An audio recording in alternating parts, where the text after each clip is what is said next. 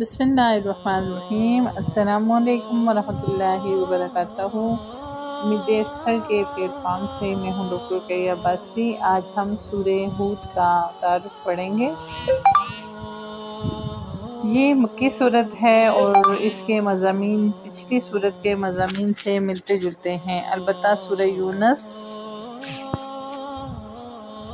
میں جن پیغمبروں کے واقعات اختصار کے ساتھ بیان ہوئے، اس صورت میں انہیں تفصیل کے ساتھ بیان کیا گیا ہے۔ خاص طور پر حضرت نوح علیہ السلام، حضرت ہود علیہ السلام، حضرت صالح علیہ السلام، حضرت شعیب اور حضرت لوط علیہ السلام کے واقعات یہاں ہمیں زیادہ تفصیل سے ملتے ہیں اور انتہائی بلیغ اور مؤثر اسلوب میں بیان فرمائے گئے ہیں۔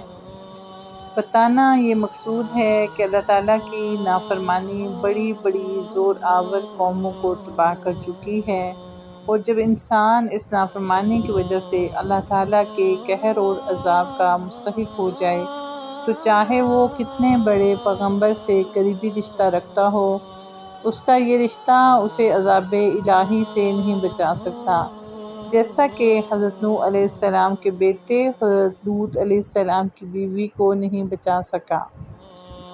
اس صورت میں عذاب الہی کے واقعات اتنے مؤثر انداز میں بیان ہوئے ہیں اور دین پر استقامت کا حکم اتنی تاکید سے بیان فرمایا گیا ہے کہ ایک مرتبہ حضور صلی اللہ علیہ وآلہ وسلم نے فرمایا، مجھے سورہ ہود اور اس جیسی صورتوں نے بوڑھا کر دیا ہے۔ ان صورتوں میں جو تنبیہ کی گئی ہے، اس کی بنا پر آپ کو اپنی امت کے بارے میں بھی یہ خوف لگا ہوا تھا کہ کہیں وہ بھی اپنی نافرمانی کی وجہ سے اسی طرح کے کسی عذاب کا شکار نہ ہو جائے۔ استغفر اللہ الذی لا الہ الا هو الحی القیوم واتوب الیہ۔ آج امت محمدیہ میں بہت سارے اوصاف ایسے موجود ہیں جن کی بنا پر دوسری اقوام کو صفحہ ہستی سے مٹا دیا گیا۔ اللہ تعالیٰ ہم سب کو ہدایت کی طرف گامزن کر دیں اور اللہ تعالیٰ ہمیں حقیقی ہدایت میں داخل کر دیں۔ اس صورت کا آغاز الف لام را سے ہوتا ہے۔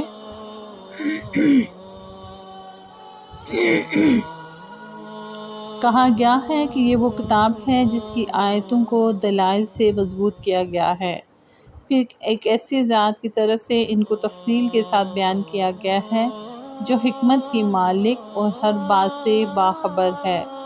یہ کتاب پیغمبر کو حکم دیتی ہے کہ وہ لوگوں سے یہ کہیں کہ اللہ کے سوا کسی کی عبادت نہ کرو، میں اسی کی طرف سے تمہیں آگاہ کرنے والا اور خوشخبری سنانے والا ہوں، اور یہ کہ ہدایت دیتا ہوں کہ اپنے پروردگار سے گناہوں کی معافی مانگو، پھر اس کی طرف رجوع کرو، وہ تمہیں ایک مقررہ وقت تک زندگی سے اچھا لطف اٹھانے کا موقع دے گا، اور ہر اس شخص کو جس نے زیادہ عمل کیا ہوگا اپنی طرف سے زیادہ اجر دے گا، اور اگر تم نے منہ موڑا تو مجھے تم پر ایک بڑے دن کے عذاب کا اندیشہ ہے۔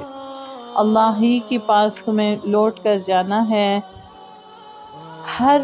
وہ ہر چیز کی پوری قدرت رکھتا ہے۔ دیکھو یہ کافر لوگ اپنے سینوں کو اس سے چھپنے کے لیے دوہرا کر لیتے ہیں۔ یاد رکھو جب یہ اپنے اوپر کپڑے لپیٹتے ہیں، اللہ ان کی وہ باتیں بھی جانتا ہے جو یہ چھپاتے ہیں اور وہ بھی جو اعلان بیان کرتے ہیں۔ یقیناً اللہ سینوں میں چھپی ہوئی باتوں کا بھی پورا علم رکھتا ہے، اور زمین پر چلنے والا کوئی جاندار ایسا نہیں ہے جس کا رزق اللہ نے اپنے ذمہ نہ لے رکھا ہو، اور اس کے مستقل ٹھکانے کو بھی جانتا ہے اور عارضی ٹھکانے کو بھی۔ ہر بات ایک واضح کتاب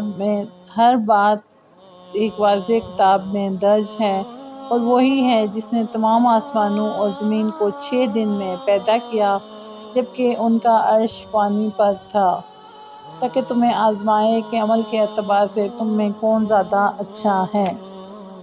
جناب اس صورت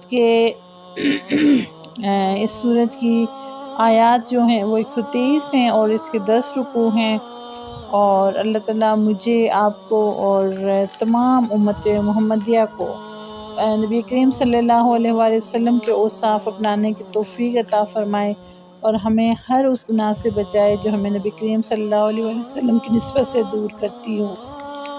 آمین ثم آمین یا رب العالمین۔